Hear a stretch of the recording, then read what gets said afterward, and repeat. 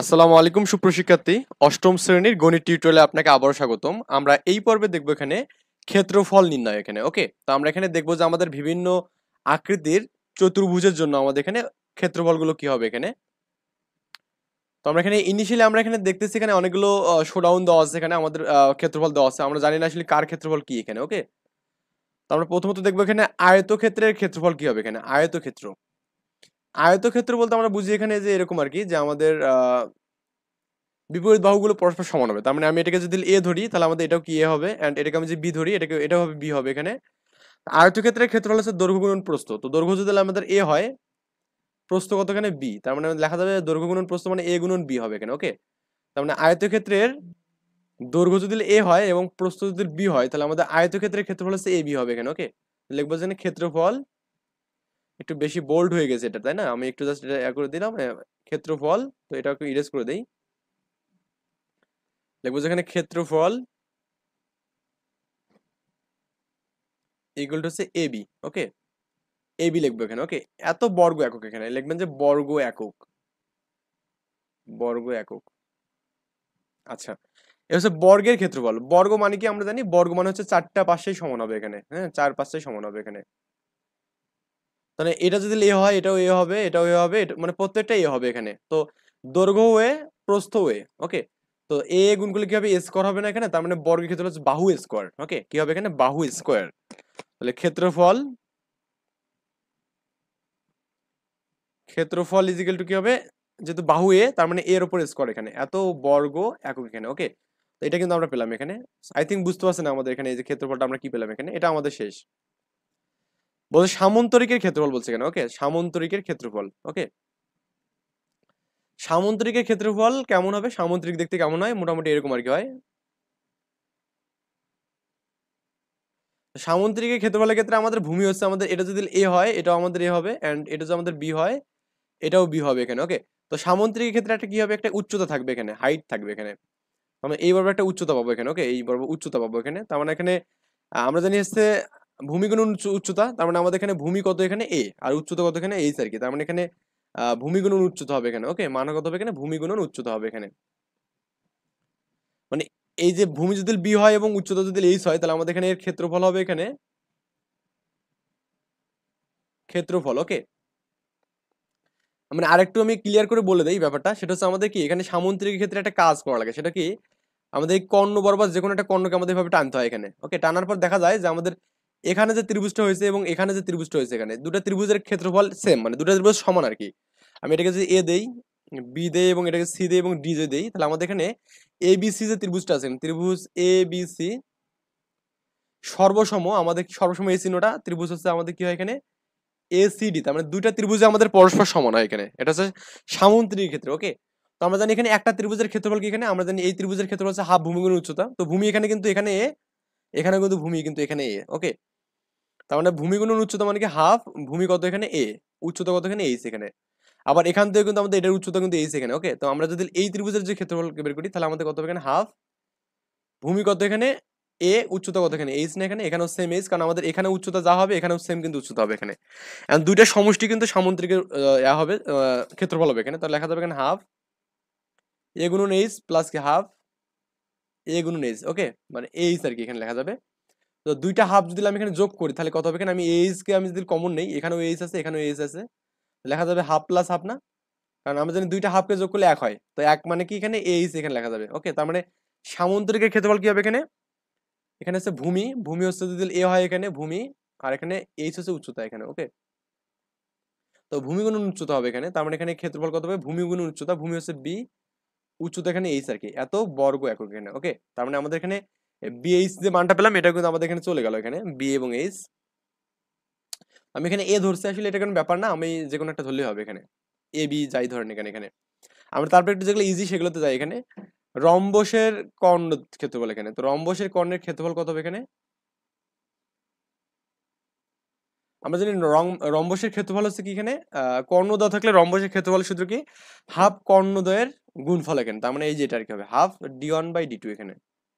কি হবে এখানে, half D one by D two হবে এখানে। আই থিঙ্ক এখানে হচ্ছে half D one D two, এত বর্গ একক এখানে, বর্গ একক। রম্বসের ক্ষেত্রে কেমন হয়, রম্বস মানে আমরা কি জানি, মোটামুটি হচ্ছে বর্গক্ষেত্রের মতো এখানে, এরকম আর কি এখানে রম্বস। ওকে, তার এই কোণগুলো আমাদের 90 ডিগ্রি হবে না আর কি, মোট কথা কোণগুলো কি হবে না, 90 ডিগ্রি হবে না, কিন্তু বাহুগুলো পরস্পর সমান হবে এখানে। হ্যাঁ, এটা যদি আমাদের এ হয়, এটাও এ হবে, এগুলো যদি হাতের মাপে একটু কম বেশি হয়ে গেছে, তার মানে সবগুলো বাহু এখানে সমান হবে এখানে। ওকে, আর এখানে কর্ণ যদি আমাদের এটা একটা কর্ণ D1 থাকে এখানে, এন্ড এটা যদি আমাদের কর্ণ D2 থাকে এখানে, D2, এটা হচ্ছে D2 আর কি।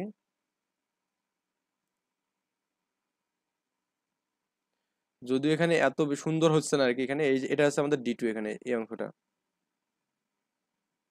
এই দুটো কর্ণ যদি থাকে তাহলে সেই ক্ষেত্রে এর ক্ষেত্রফল হবে এখানে হাফ কর্ণদ্বয়ের গুণফল এখানে হয়। ওকে, কর্ণদ্বয়ের গুণফল হচ্ছে আমাদের সূত্র হবে এখানে। তার মানে এখানে আমাদের এই রম্বসের ক্ষেত্রফল আমি পেলাম এখানে। এখন তারপর হচ্ছে ত্রিভুজের ক্ষেত্রফল এখানে কি, আমরা জানি ত্রিভুজের ক্ষেত্রফল হচ্ছে হাফ ভূমি স্কয়ার এখানে, হাফ লম্ব উচ্চতা গুণন এবং ভূমি। হ্যাঁ, ক্ষেত্রফল হাফ ভূমি কত এখানে, ভূমি যদি বি হয় এখানে, উচ্চতা কত এইচ এখানে, এত বর্গ একক এখানে। ওকে, এত বর্গ একক। তার মানে আমরা এখানে কিন্তু হাফ ভূমি গুণ উচ্চতা এটাও পেয়ে গেলাম এখানে, যে হাফ ভূমি গুণ উচ্চতা, এটা হচ্ছে আমাদেরকে ত্রিভুজের ক্ষেত্রফল পেলাম এখানে। ওকে, আচ্ছা, এরপর আমরা এখানে পড়বো ট্রাপিজিয়ামের ক্ষেত্রফল এখানে। ওকে, ট্রাপিজিয়ামের ক্ষেত্রফল কত হবে এখানে, এটা আমরা দেখবো এখানে। তো ট্রাপিজিয়ামের দুটো সমান্তরাল বাহু দেওয়া আছে এবং এদের মধ্যবর্তী দূরত্ব দেওয়া আছে এখানে। তো আমি একটু একটা ট্রাপিজিয়াম আর্ট করি এখানে। আমার সবচেয়ে ফেভারিট ট্রাপিজিয়াম হচ্ছে এরকম, যে আমি ওপরটা ছোট নেব, নিচেরটা বড়, এন্ড এটাকে আমি এভাবে দেবো আর কি।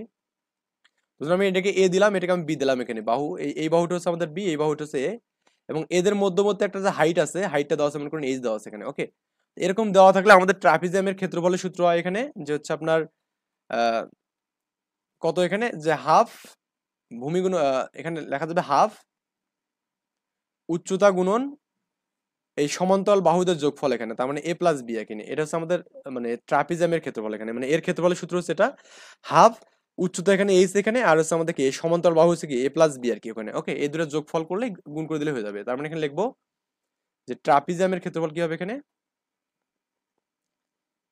ক্ষেত্রফল হাফ লেখে উচ্চতা এ প্লাস বি, বা আপনি এটাকে এভাবে লিখতে পারেন, এই দুইটা তো নিচে আছে এখানে, লিখে এখানে এইচ এ প্লাস বি লিখতে পারেন এখানে। ওকে, এত বর্গ একক এখানে। ক্লিয়ার, আই থিঙ্ক বুঝতে পারছেন এখানে।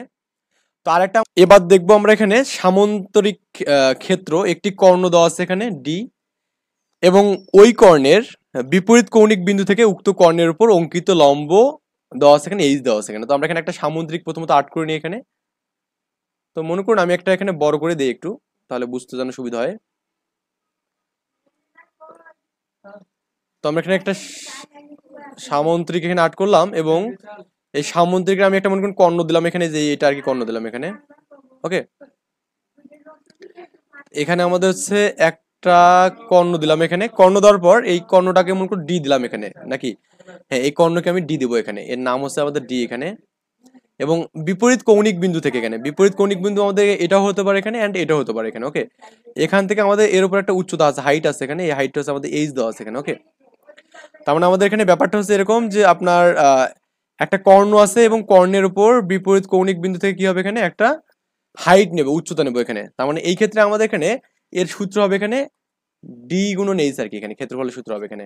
আই থিঙ্ক বুঝতে পারছেন, কারণ কি, কারণ আমাদের এখান থেকে যে উচ্চতা পাবেন, আমাদের এখান থেকে কিন্তু সেম উচ্চতা পাবেন এখানে, এখানেও সেম উচ্চতা। ওকে, তো আপনি এটাকে যদি এ বি এখানে সি আর এটাকে যদি ডি দেন এখানে, তার মানে এখানে কিন্তু এ বি ডি একটা ত্রিভুজ পাচ্ছেন, আবার কি এখানে বিসিডি কিন্তু একটা ত্রিভুজ পাচ্ছেন এখানে। ওকে, তার মানে এটা কিন্তু হাইট এখানে, এটা আমাদের হাইট এখানে, এন্ড এটা আমাদের হাইট এখানে।